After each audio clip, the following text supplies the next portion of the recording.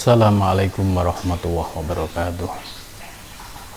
Ila hadratin Nabil Mustafa Rasulillah sallallahu alaihi wasallam balik wa nihim wal anbiya wal mursalin wal awliya wasyuhada wasyirikin wal malaikatil muqarrabin, khususan musannaf dari kitab Syekh Al-Akbar Imam Muhyiddin Ibnu Arabi, wa khususan masih laumul Fatihah. A'udzu billahi minasyaitonir rajim. Bismillahirrahmanirrahim. Alhamdulillahi rabbil alamin arrahmanir rahim. Iyyaka na'budu wa iyyaka nasta'in. Shiratal ladzina an'amta 'alaihim ghairil maghdubi 'alaihim waladdallin. Bismillahirrahmanirrahim. Subhanaka la ilma lana illa ma 'allamtana innaka antal alimul hakim. La haula wa la quwata illa billahil aliyyil azim. Rabbi shrah li sadri wa yassir li amri wahlul 'uqdatam min lisani yafqahu qawli. Amin ya rabbal alamin. Wala musannif rahimakumullah wa nafa'ana bihi wa bi ulumihi fid dharain amin. Pagi ini kita melanjutkan kajian kitab At-Tuhfah Al-Mursalah yang membahas tentang akidah Syekhul Akbar Muhyiddin Ibnu Arabi. Nah, bagi orang yang selama ini melihat ajaran Ibnu Arabi hanya sekedar dari komentar, ya, baik orang yang pro dan kontra, ya, maka kita pagi ini akan membahas langsung bagaimana akidah Syekhul Akbar Muhyiddin Ibnu Arabi. Sebab ada tuduhan ajaran Ibnu Arabi adalah sesat. Apakah tuduhan ini karena di latar belakangi faktor ketidaktahuan, atau karena terhasut dengan orang yang sudah membenci, tidak paham tapi terus menjustifikasi bahwa ajaran Ibnu Arabi adalah sesat, ya. Itu, ya, pendapat yang tidak didasari dengan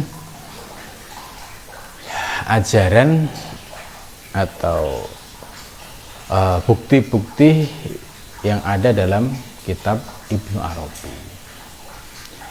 Jika kita melihat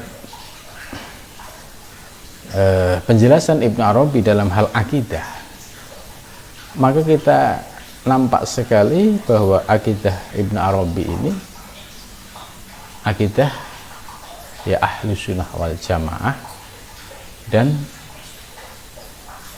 akidah Asy'ariyah, ya, mengikuti Asy'ariyah Maturidiyah, ya. Nanti kita bisa lihat.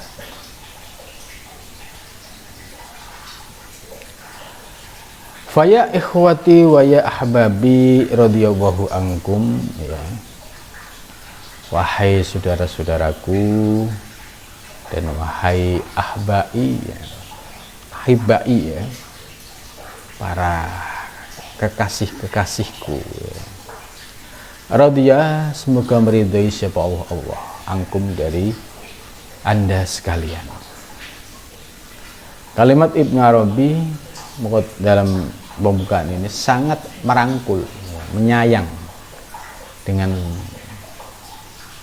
ya, menggunakan istilah wahai para sahabat-sahabatku dan kekasih-kekasihku, gitu, ya.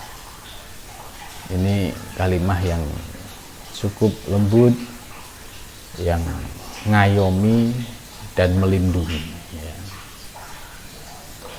Nah, bahkan didoakan semoga kalian mendapatkan ridho dari Allah Subhanahu wa ta'ala. Ashhadakum, ya, mengikuti wazan af'ala, ay ashhada. Ashhadakum, telah menyaksikanmu, ya. Siapa yang menyaksikanmu? Failnya ada di belakang. Siapa? Abdun, hamba. Abdun yang bagaimana? Dhaifun yang lemah. Miskinun yang miskin. Fakirun yang fakir. Ilallahi kepada Allah Ta'ala. Ini ungkapan Ibnu Arabi dalam menjelaskan akidahnya. Beliau memposisikan sebagai seorang hamba yang lemah itu ya tidak punya daya kekuatan apa-apa, miskin itu ya tidak punya apa-apa ya. Kan ada istilah fakir dan miskin ya. Kalau fakir itu tidak punya sumber penghasilan sehingga perlu diberikan zakat. Miskin itu sudah punya sumber penghasilan tapi tidak cukup gitu. Nah, yang dimaksud fakir dan miskin oleh Ibnu Arabi tentu bukan fakir miskin secara materi ya. Ini yang harus dipahami ya. Jadi istilah fakir dan miskin yang digunakan oleh Ibnu Arabi ini bukan menunjukkan bahwa Ibnu Arabi adalah seorang fakir dan miskin ya yang layak untuk diberikan zakat, tidak. Tapi fakir dan miskin ini adalah sebagai bentuk ketidakberdayaannya di hadapan Allah Subhanahu wa Ta'ala. Maka kalau di hadapan Allah sebagai orang yang miskin berarti perlu pertolongan Allah. Di hadapan Allah dia merasa menjadi seorang yang fakir, berarti dia membutuhkan pertolongan Allah Subhanahu wa Ta'ala. Ini yang disebut miskin dan fakir ilallah ya.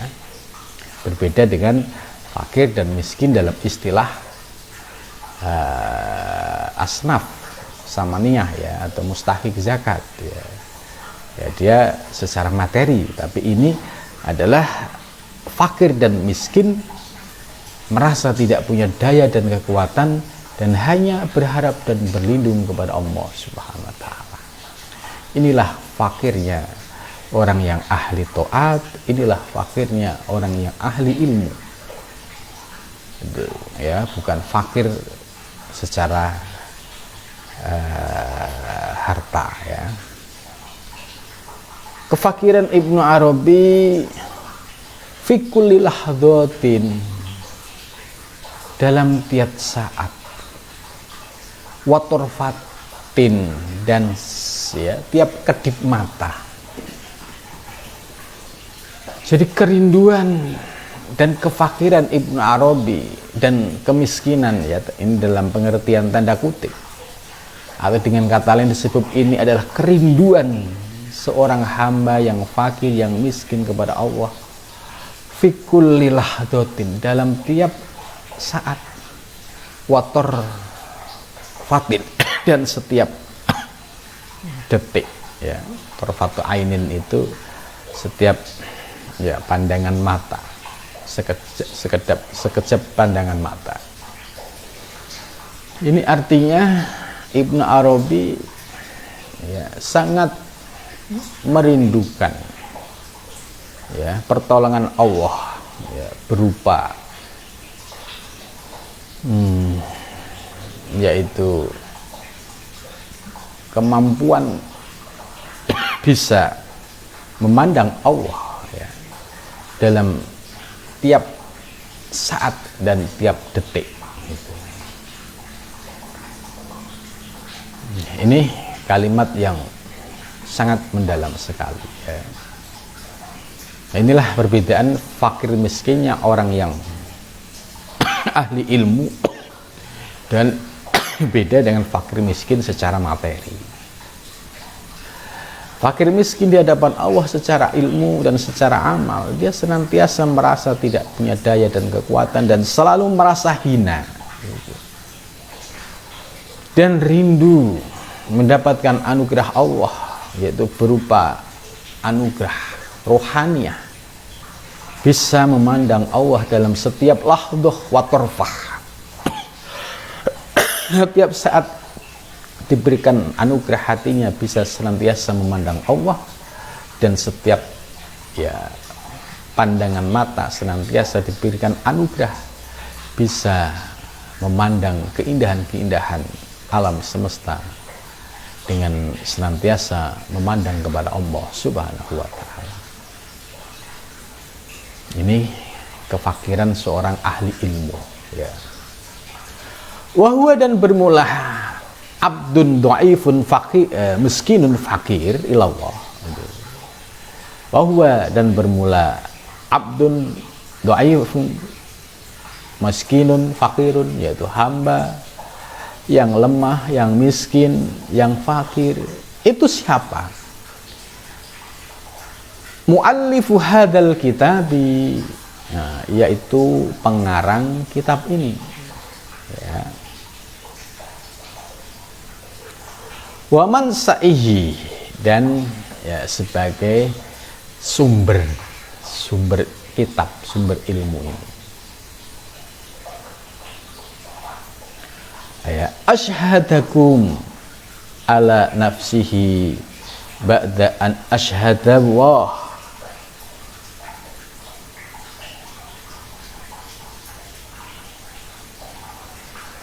Aku menyaksikanmu ala nafsihi, atas dirinya, ba'da an ashhada, setelah bersyahadat, ya, Allahu, siapa Allah, wa malaikatahu, dan malaikatnya.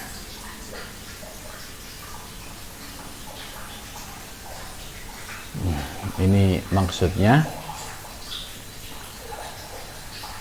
Ibnu Arabi menjelaskan asyhadakum ala nafsih, ya. Ibnu Arabi sebelum membahas lebih lanjut menyampaikan bahwa Ibnu Arabi, ya, telah menyaksikan. Di sini menggunakan kata asyhada, mengikuti wazan af'al dari fi'il sulasi mujarradnya, ya, syahida, ya. Maksud menggunakan kata asyhada ini artinya Ibnu Arabi, ya, sudah atau telah menyaksikan Allah, ya, fi nafsihi, ya, berawal dari di dalam dirinya. Itu Ibnu Arabi sudah menyaksikan, ya, tajalli wujudul haq, gitu. Nah, ini bahasa Ibnu Arabi ini menggunakan kata asyhada, ya. Syuhud itu sebagai bentuk amarnya. Kalau syahida yasyhadu syuhudan, kalau mengikuti wazan asyhada yusidu isyahadan. Kalau syahada yusyahidun musyahadatan, gitu, ya. Jadi beda bentuk fi'il, beda bentuk masdar. Dalam mukadimah ini Ibnu Arabi menjelaskan, aku telah menyaksikan Allah, ya. Setelah ba'da an asyhada Allah,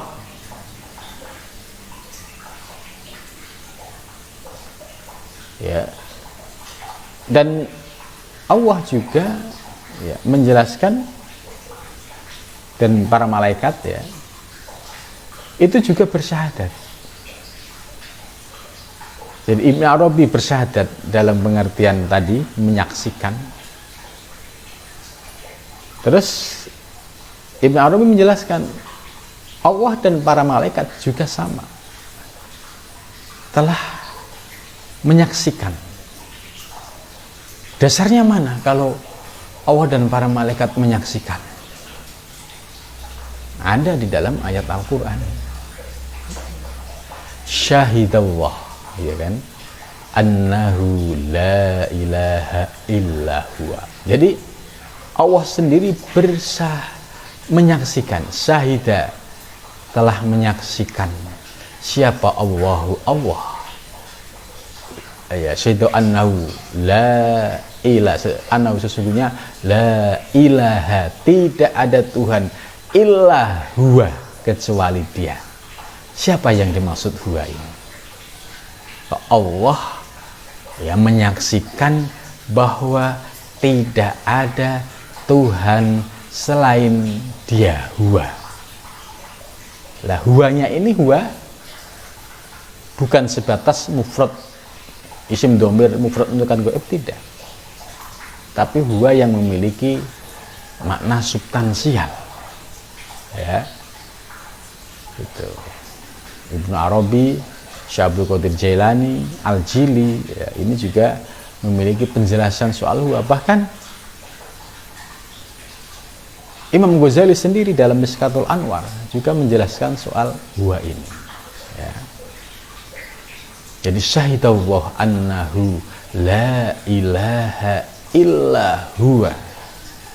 Terus wal malaikatu. Jadi yang bersyahadat kepada Allah, yang bersyahadat pertama kali adalah Allah.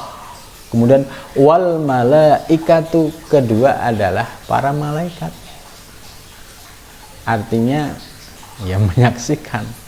Nah, ini kalau bagi orang yang awam, ini kok Allah menyaksikan, Allah gimana ini? Gitu. Pasti bingung. Coba baca ayat itu. Sayyidu annahu la ilaha. Allah menyaksikan bahwa tidak ada Tuhan selain dia. Gitu. Nah, yang dimaksud dia itu siapa? Ini padahal Allah yang menyaksikan. Ya, ada penjelasannya. Kenapa Allah tidak sayyidu annahu la ilaha illa ana gitu kan? Langsung menggunakan dhamir ana kecuali aku. Tapi menggunakan kata huwa.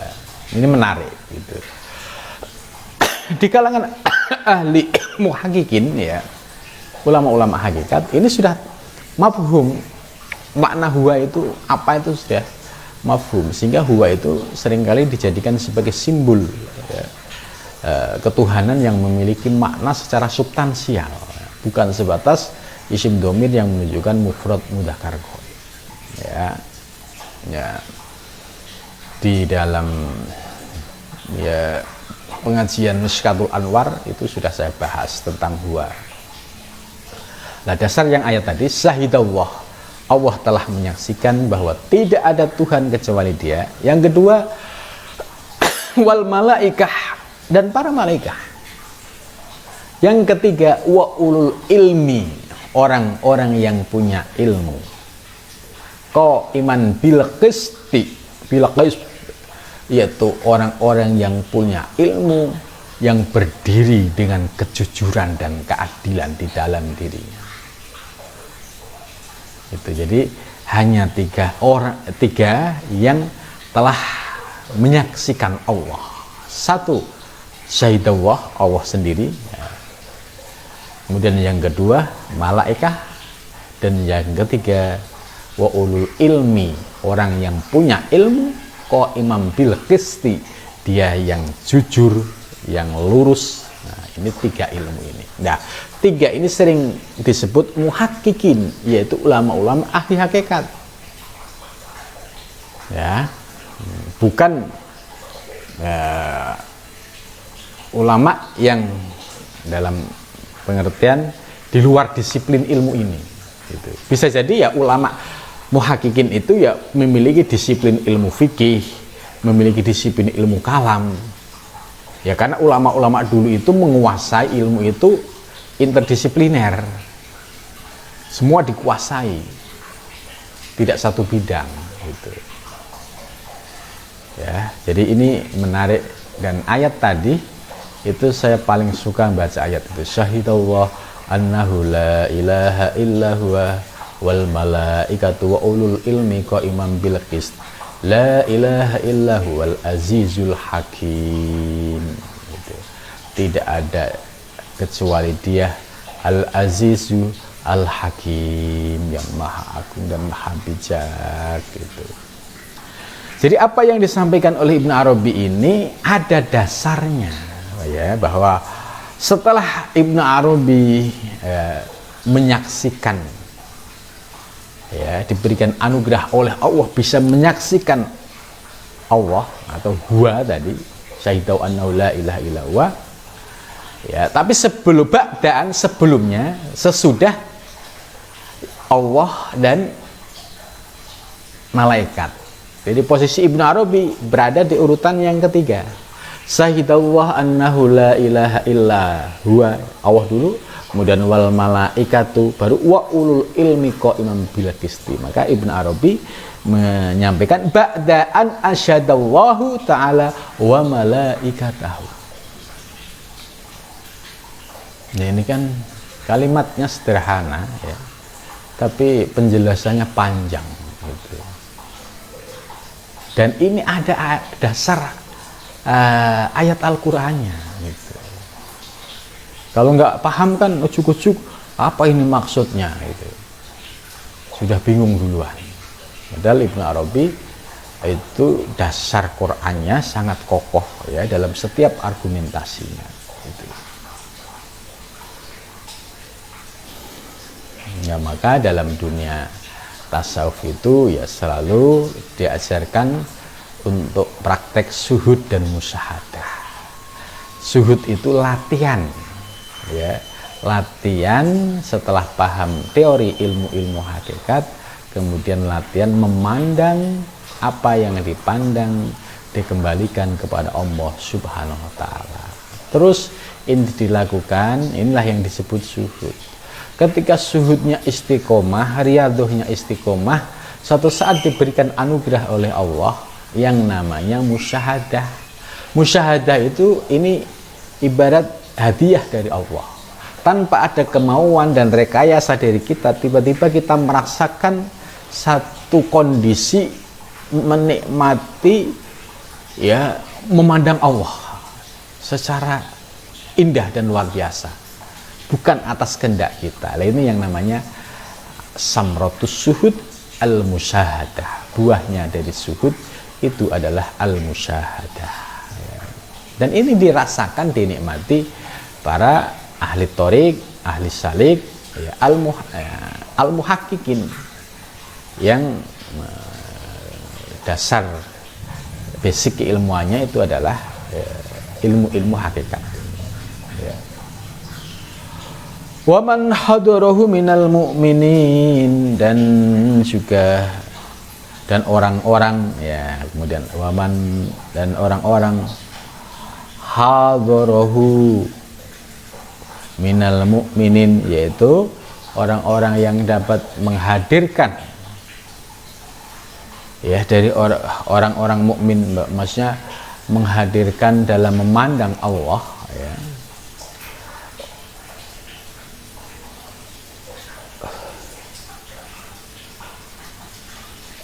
Wasami'ahu, dan mendengarkannya,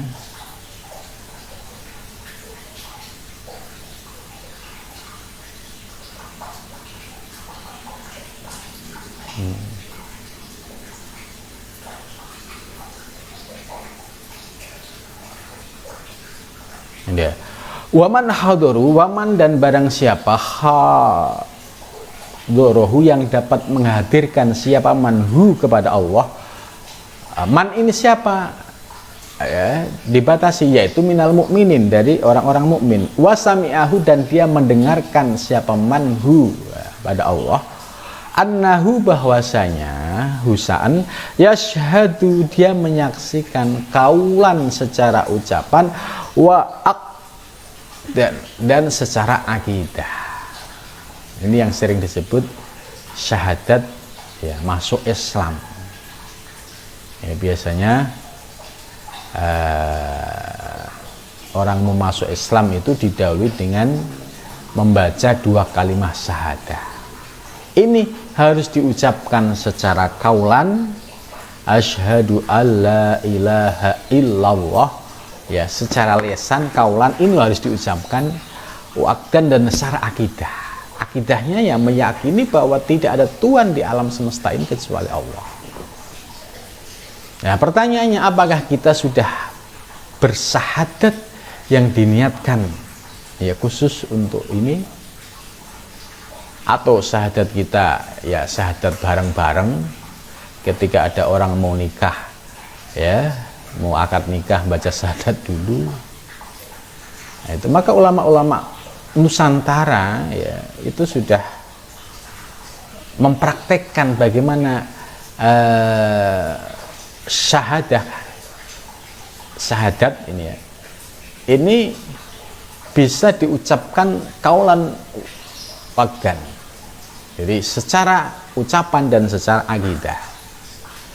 Ya, pernah saya sampaikan bahwa di Jawa dulu ya, saya masih kecil itu masih ingat ketika anak mau sunat, memang sunatnya zaman dulu itu kan gede-gede, udah usia SMP, SMA.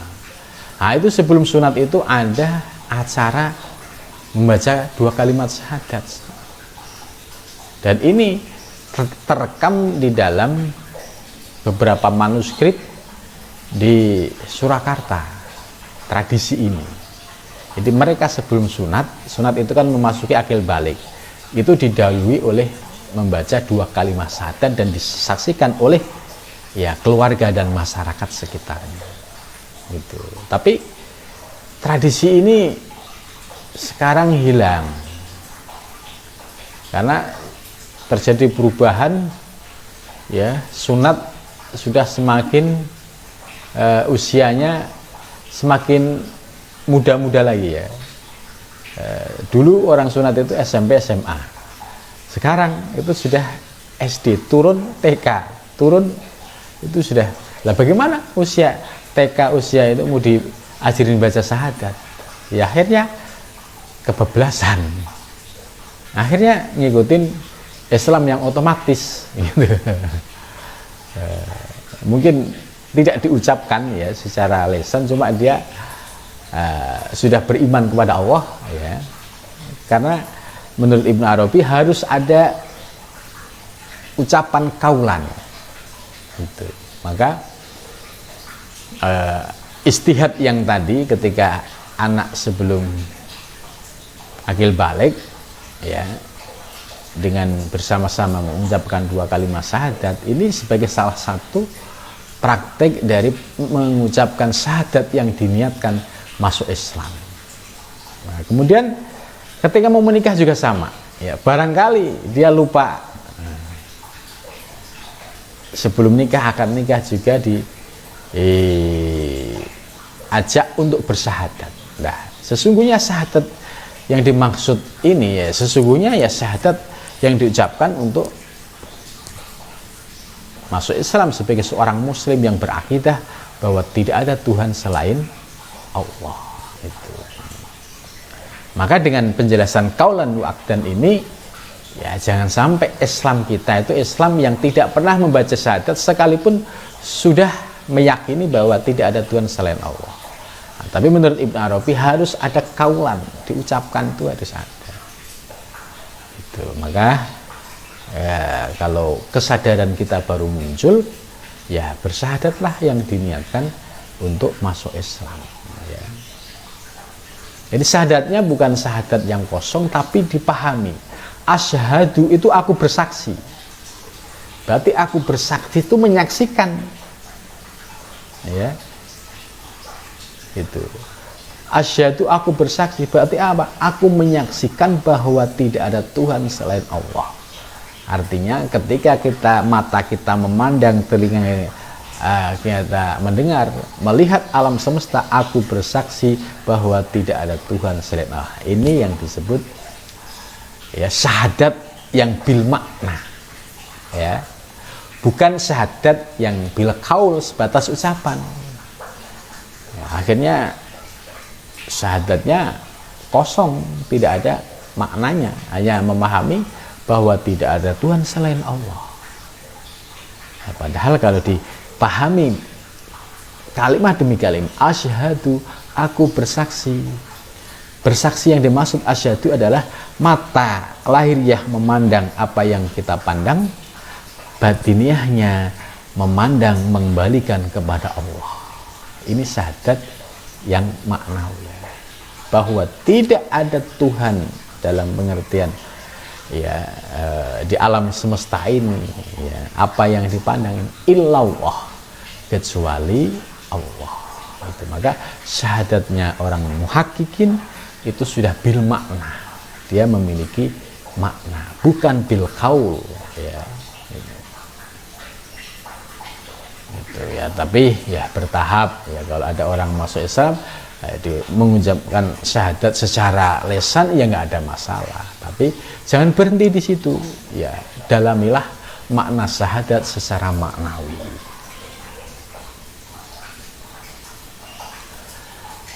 Jadi harus mengucapkan syahadat dengan kaulan ya, baik secara ucapan maupun akidah. Annallaha ini ma'ful qaulnya ya dari yasyhadu ya. Annallaha sesungguhnya Allah Ta'ala Maha Tinggi, ilahun wahidun. Syahadat yang dimaksud oleh Ibnu Arabi tadi adalah syahadat yang diucapkan secara lisan dan secara akidah, yang menyaksikan bahwa Allah Ta'ala itu Tuhan yang esa.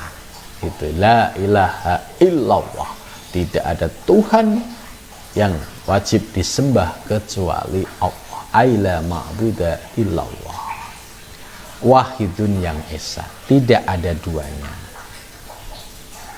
La saniya lahu, tidak ada duanya, lahu bagi Allah ya, fi uluhiyatihi, dalam sifat ketuhanannya.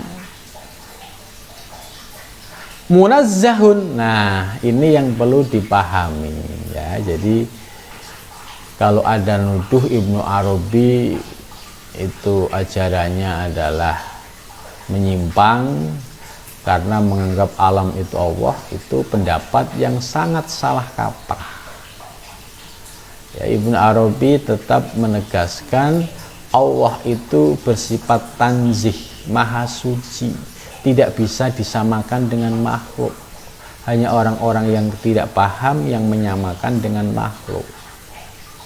Nah ini munazzahun anis sohibah, maha suci dari ya, disandingkan dengan ya,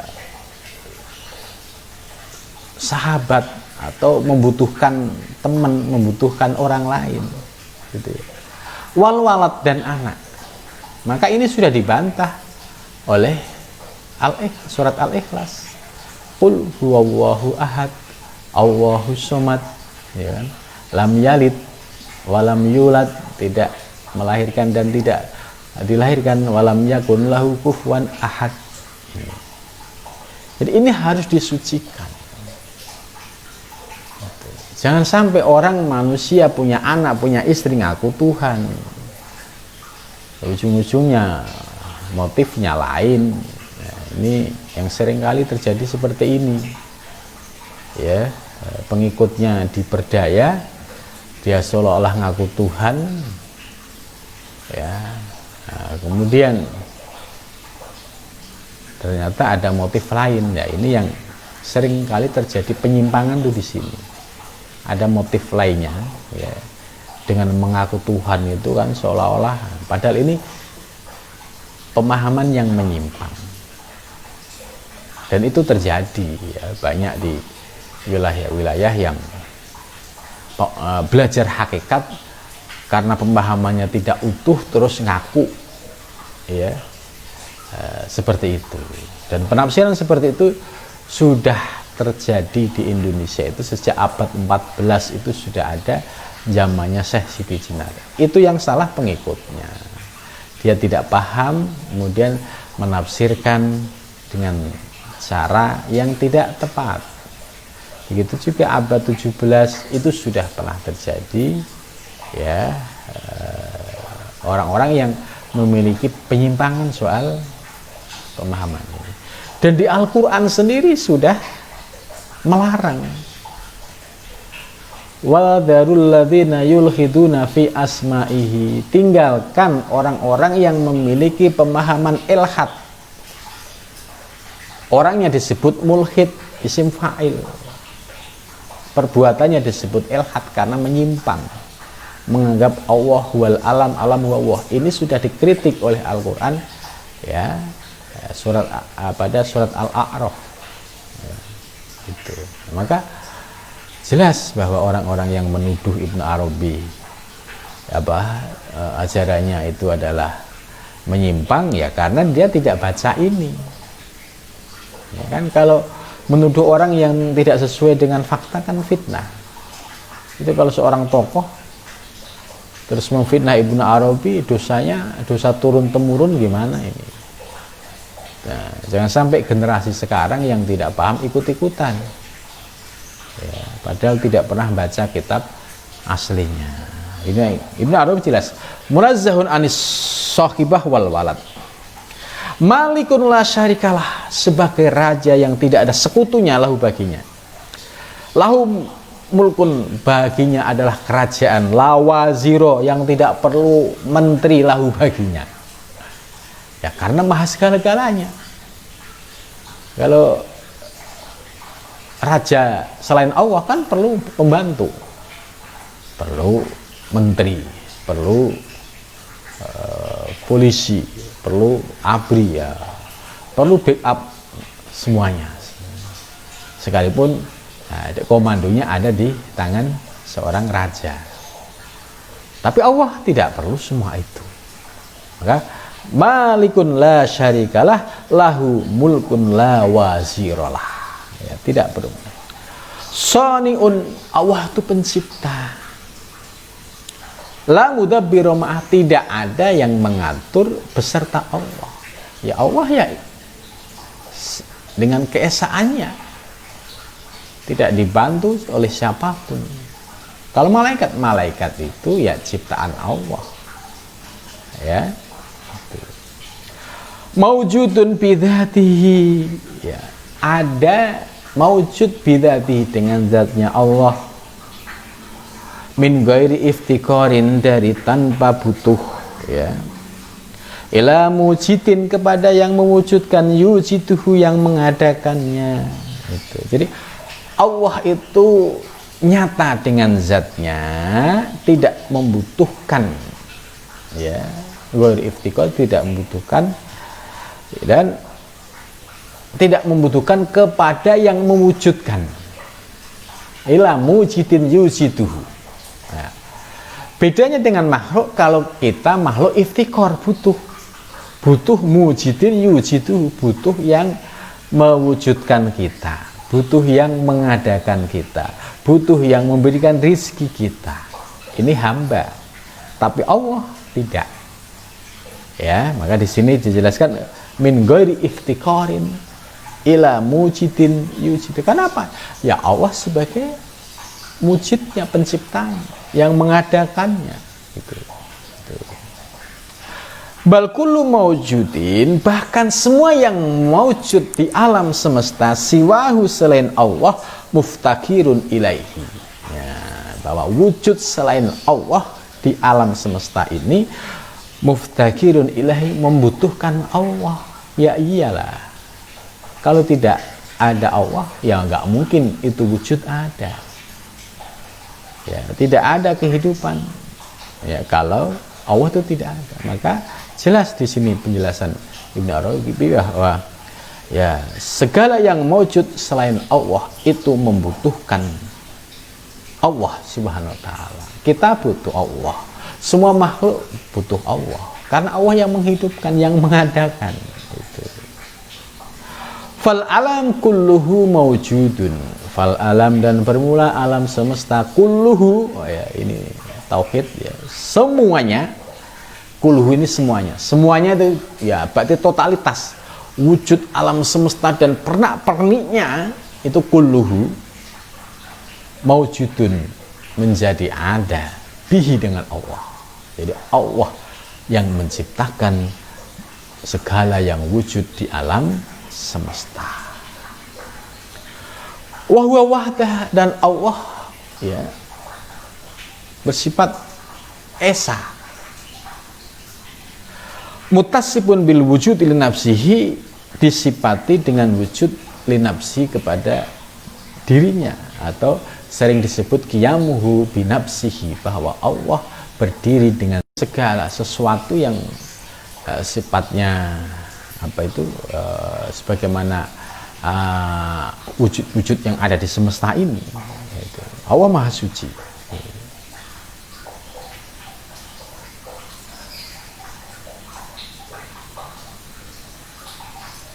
Khalaqal mutamakkina wal makan. Allah yang menciptakan segala yang mungkin di alam semesta ini, wal makan,